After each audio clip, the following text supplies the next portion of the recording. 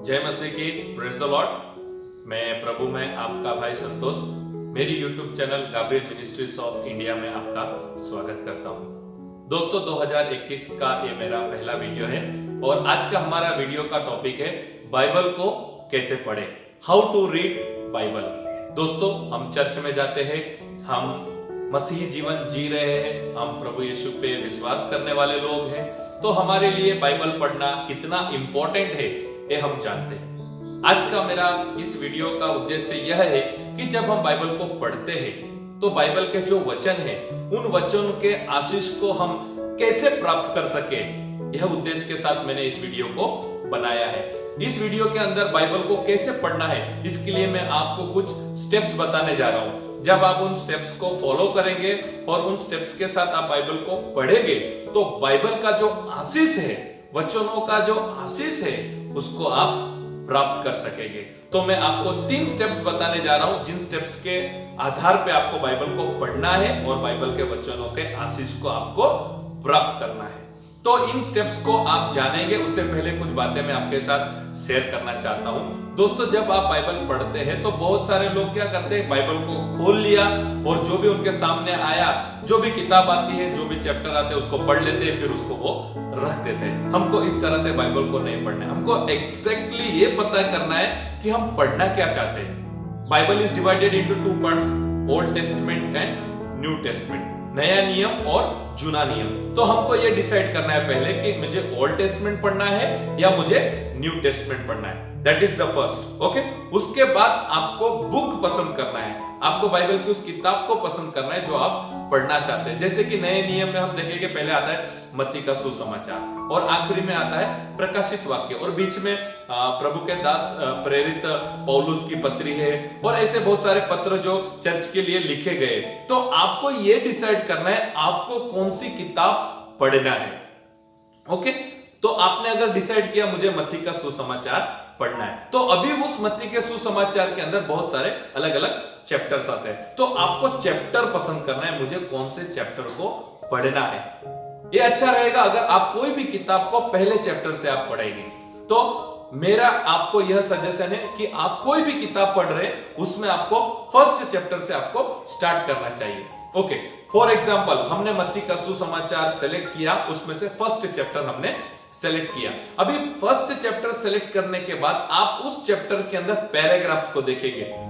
एक पैराग्राफ आता है 1 से 12 वचन का, उसके बाद 13 से लेके 18 वचन का, उसके बाद 19 से लेके 25 वचन का। ये जो पैराग्राफ्स आपने चैप्टर के अंदर देखे हैं, उन पैराग्राफ्स के अंदर हर एक पैराग्राफ के अंदर एक मीनिंग रहता है, एक स्टोरी रहता है।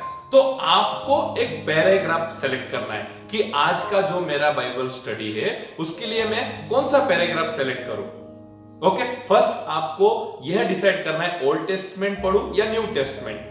सेकेंडली आपको यह पसंद करना है मुझे जो टेस्टमेंट मैंने पढ़ने के लिए चॉइस किया है उसमें मैं कौन सा बुक पसंद करना चाहिए, ओके। उसके बाद बुक पसंद करने के बाद आपको फर्स्ट चैप्टर से स्टार्ट करना है। चैप्टर को स्टार्ट करने के बाद आपको पैराग्राफ पसंद करना है कि आज का मेरा बाइबल स्टडी 1 से 12 वचन तक रहेगा, आज का मेरा बाइबल स्टडी 13 वचन से 20 वचन तक रहेगा। और मैं आपको सजेस्ट करता हूं, ये बहुत अच्छा होगा अगर आप रोज एक चैप्टर को पढ़ते हैं, ठीक है। अभी आगे बढ़ेंगे। जब आप बाइबल स्टडी करने के लिए बैठेंगे और जो स्टेप्स मैं आपको अभी बताने जा रहा हूं उसके लिए आपको एक नोटबुक की जरूरत है और आपको एक पेन की जरूरत है, क्योंकि हम सिर्फ पढ़ने वाले नहीं हैं, हम बाइबल को समझने वाले हैं। और अगर आप नए विश्वासी हैं तो मेरा आपको सजेशन है कि आप ओल्ड टेस्टमेंट ना पढ़ें, आप पहले न्यू टेस्टमेंट को पढ़ें और मत्ती का सुसमाचार है वहां से आप स्टार्ट करें, ताकि आप नए विश्वासी हैं, आपको प्रभु यीशु के बारे में ज्यादा जानने मिलेगा, प्रभु यीशु की शिक्षाएं आपको जानने मिलेगी, प्रभु यीशु का टीचिंग आपको जानने मिलेगा। इसलिए नए विश्वासी को मेरा यह रिक्वेस्ट है कि आप ओल्ड टेस्टमेंट बाद में पढ़ें, पहले आप न्यू टेस्टमेंट पढ़ें, ओके। आपने नोटबुक और पेन को ले लेना है। तो हम आगे बढ़ेंगे और बाइबल के जो 3 स्टेप्स मैं आपके साथ शेयर करना चाहता हूं उसको हम देखेंगे। पहला स्टेप रहेगा रीडिंग, सेकंड स्टेप रहेगा स्टडी और थर्ड स्टेप रहेगा मेडिटेशन। 1 बाय 1 हम तीनों स्टेप्स को समझने की कोशिश करेंगे। फर्स्ट स्टेप हम देखेंगे रीडिंग। दोस्तों आपने देखा होगा बहुत सारे लोगों का हॉबीज होता है रीडिंग, वो बहुत अलग अलग किताबों को पढ़ते हैं। कॉमिक्स को पढ़ते हैं और मैगजीन को पढ़ते हैं और बहुत सारे लोग न्यूज़पेपर पढ़ते हैं। तो दोस्तों, आपने जो रीडिंग करते हैं उनको देखा होगा, वो रीड करते हैं और उसके बाद उस न्यूज़पेपर को, उस किताब को वो रख देते हैं। रीडिंग बहुत बार इसलिए किया जाता है क्योंकि किसी चीज का जानकारी हासिल करने के लिए। हम न्यूज़पेपर पढ़ते हैं जानने के लिए आज कौन सी जगह में क्या हो रहा है। बहुत बार हम रीडिंग करते हैं टाइम पास करने के लिए, हमको कुछ काम नहीं है और हमारा टाइम पास नहीं हो रहा है तो हम एक कॉमिक्स को पढ़ते हैं, मैगजीन को पढ़ते हैं। लेकिन जब हम पढ़ते हैं, जब हम रीडिंग करते हैं, हम ये नहीं सोचते कि ये मुझे इन फ्यूचर मुझे काम आने वाला है। तो हम क्या करते हैं, उसको याद नहीं करते, उसको हम ज्यादा डीप में जाने की कोशिश नहीं करते, उतने वक्त के लिए बस हम रीडिंग करते हैं। जो भी आदमी न्यूज़पेपर पढ़ता है, अगर आप उसको पूछेंगे भाई आपने जो न्यूज़पेपर पढ़ा उसमें बहुत सारी बातें कुछ सीखने मिली होगी, तो वो आदमी वही पॉइंट्स आपको बताएगा जो पॉइंट्स को उसने ज्यादा डीप में समझने की कोशिश किया होगा। लेकिन जब हम बाइबल को पढ़ते हैं तो बाइबल का हर एक वचन हमारे लिए इंपॉर्टेंट होता है। तो हमको बाइबल को सिर्फ रीड नहीं करना है, सेकेंड स्टेप में हम जाएंगे। बाइबल को हमें सिर्फ रीड नहीं करना है, बाइबल को सिर्फ हमें जानकारी के लिए नहीं पढ़ना है, बाइबल को कोई कॉमिक्स या मैगजीन की तरह नहीं पढ़ना है, हमको बाइबल को इस तरह पढ़ना है ताकि हम उन वचनों को डीप में जाके समझ सके। बाइबल को हमें इस तरह पढ़ना है ताकि हम वचनों को याद कर सके और वचनों को हम समझ सके। उसके लिए हम सेकेंड स्टेप पे जाएंगे। नेक्स्ट स्टेप हम देखेंगे स्टडी। स्टडी को समझने के लिए आपको नोटबुक और पेन की जरूरत पड़ेगी।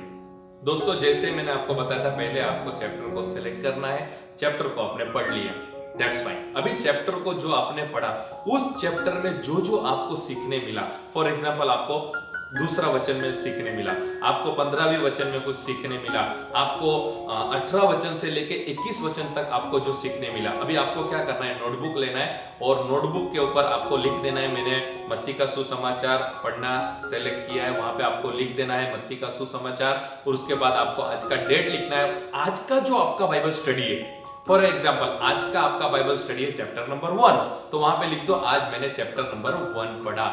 और चैप्टर नंबर 1 में जो भी वचन है, कौन सा वचन है जिसमें आपको सीखने मिला, आपको वहां लिखना है। वर्स नंबर 2, मुझे सीखने मिला, आज मुझे यह सीखने मिला, गाली नहीं देना चाहिए, मुंह से कुछ भी गंदा शब्द नहीं बोलना चाहिए, झूठ नहीं बोलना चाहिए। ओके, आगे हम बढ़ेंगे। 15 से लेके 18 तक मुझे यह सीखने मिला, 20 से लेके 28 तक मुझे यह सीखने मिला।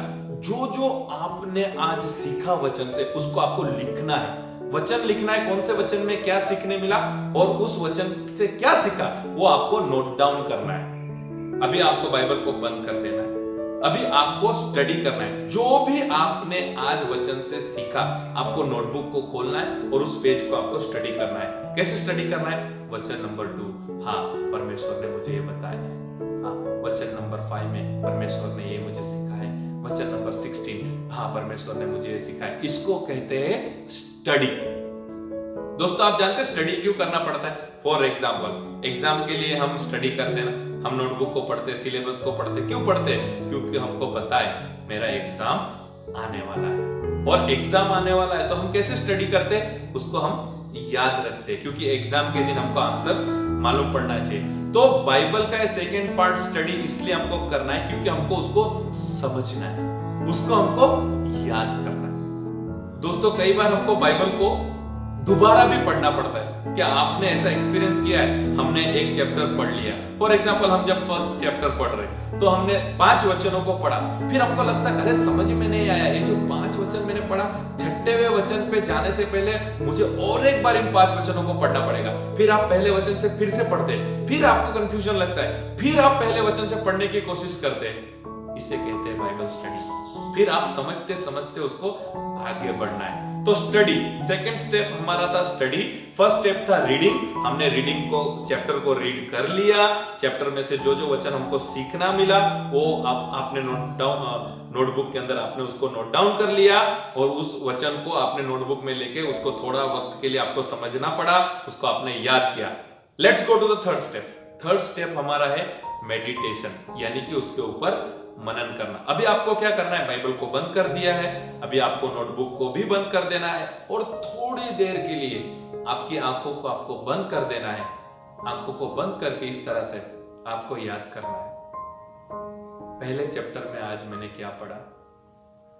हाँ, परमेश्वर ने दूसरे वचन में मुझे यह सिखाया है, तीसरे वचन में परमेश्वर ने मुझे यह सिखाया है, 15वें वचन में ऐसा लिखा है मुझे ऐसा नहीं करना चाहिए, 18 से लेके 25 वचन तक मुझे यह सीखने मिला, पूरा चैप्टर में यह बातें मुझे सीखने मिली। दोस्तों, इसको कहते हैं मनन, मेडिटेशन। दोस्तों, इस मेडिटेशन को समझने के लिए मैं आपको एक एग्जांपल देना चाहता हूं। आपने बहुत बार गाय, भैंस, इन सारे जानवरों को देखा होगा, वो चारा खाने के बाद वो खा के आते हैं, फिर एक जगह पे बैठ के उसको आपने देखा होगा वो चबाते रहते हैं ना, उनके वो मुंह में से वो मिल्क जैसा निकलता रहता है, वो चबाते रहते हैं। वो प्रोसेस के साइंस है, उनका शरीर ही इस तरह से बना होता है। वो लोग क्या करते हैं, उसको खाने को खा लेते हैं, फिर वो खाना जब स्टमक के अंदर जाता है, पेट के अंदर जाता है, तो वो जब आके बैठ जाते हैं एक जगह पे, झाड़ के नीचे आके बैठ जाते हैं, तो वो लोग क्या करते हैं, जो पेट में खाना जाता है उसको रिटर्न निकाल के अपने मुंह में लेके आते हैं और उसको चबाते हैं।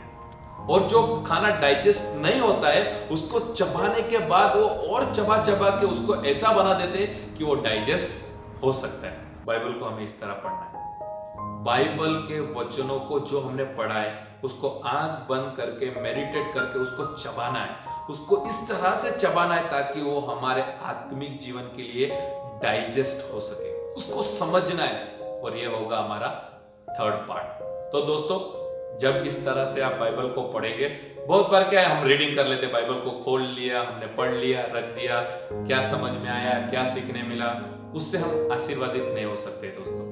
इसलिए बाइबल को स्टेप बाय स्टेप पढ़ना है। तो आशा रखता हूं दोस्तों ये वीडियो आपको नए साल के लिए आशीर्वाद का कारण बनेगा, और आप इस तरह से जब बाइबल को पढ़ेंगे, स्टेप्स को फॉलो करेंगे, आप परमेश्वर के साथ बैठेंगे, और मैं कहता हूं आप बहुत अच्छा वक्त बाइबल स्टडी के साथ आप बिता सकते हैं। तो आशा रखता हूं दोस्तों आपको बाइबल स्टडी करने के लिए, बाइबल के वचनों का आशीष प्राप्त करने के लिए यह वीडियो आपको आशीष का कारण बनेगा। आप आपके दोस्तों के साथ वीडियो को शेयर करें, और मेरे ऐसे और भी वीडियो आप तक आए, इसके लिए आपको मेरे चैनल को सब्सक्राइब करना होगा ताकि अगले आने वाले वीडियोस आप तक पहुंच सकते हैं। आपने मेरे वीडियो को देखा, मैं आपको धन्यवाद करता हूं। Thank you. जय मसीह की। Praise the Lord.